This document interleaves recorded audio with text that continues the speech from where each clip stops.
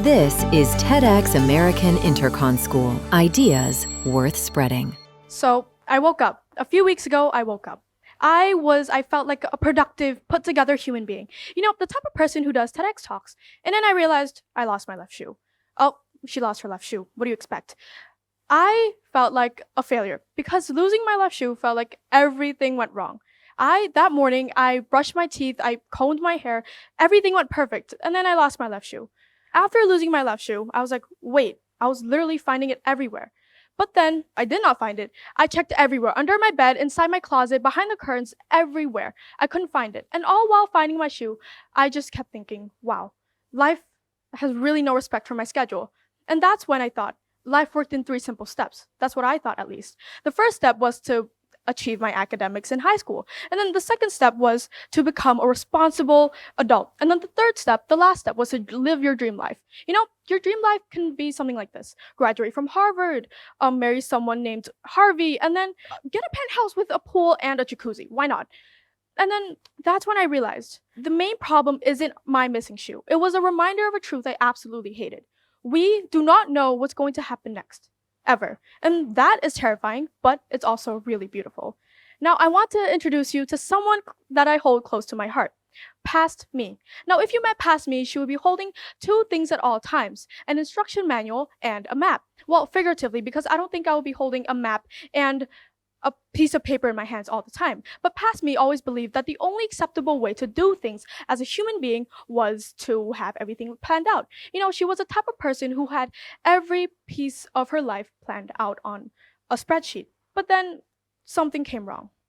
After she planned her speech, after she planned her life, everything went totally wrong. And this is why I want to introduce you to the brain.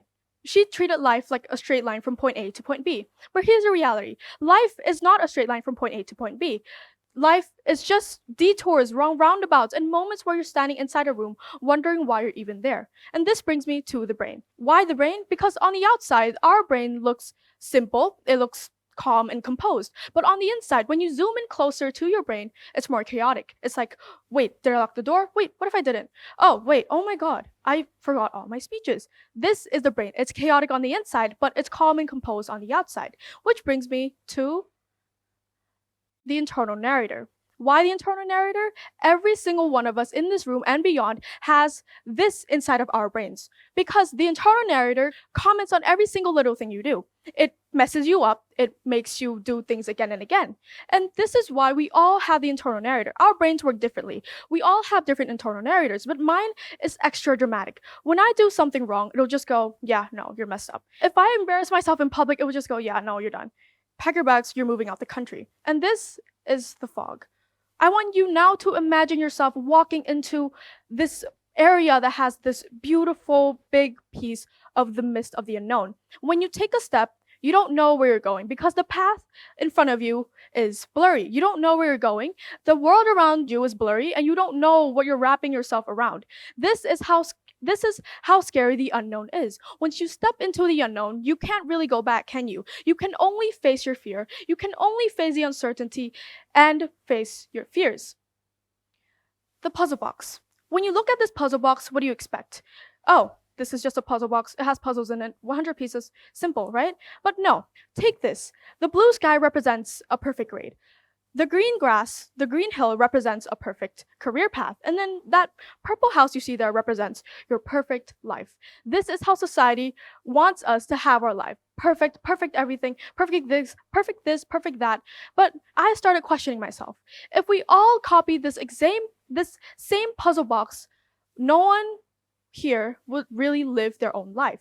Everyone would have the same exact lives, same exact jobs, same exact dreams. It's all the same. And genuinely, from my experiences, I thought my whole entire life had to depend on this puzzle box itself because I didn't want my life to look uncertain. I didn't want my life to look messy. And I did not want my life to look like some messy, uncertain puzzle box. And then this brings me to this small red puzzle piece here. When you look at this puzzle piece, what do you think? Oh, it's just a normal puzzle piece. What does it have to do?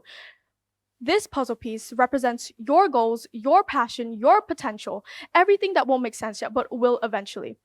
This puzzle piece is the core of your entire being. When you look at this puzzle piece, you don't know where it belongs. Does it belong to your picture or does it belong to mine? We would never know, and we cannot judge its purpose by looking at this piece alone.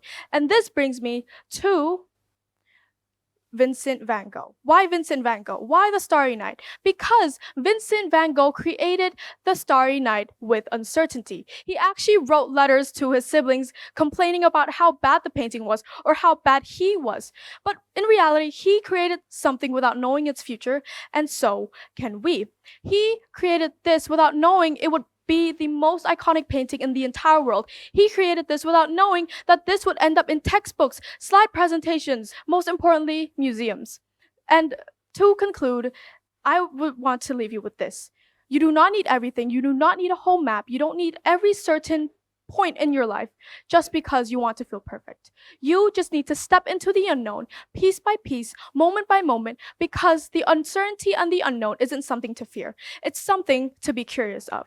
So step in there, just go ahead. And remember this, if you ever feel behind, unsure, or lost, remember this, you're not failing, you're becoming. And that is how you realized your potential is more than you. Thank you. This is TEDxAmerican Intercon School. Ideas worth spreading.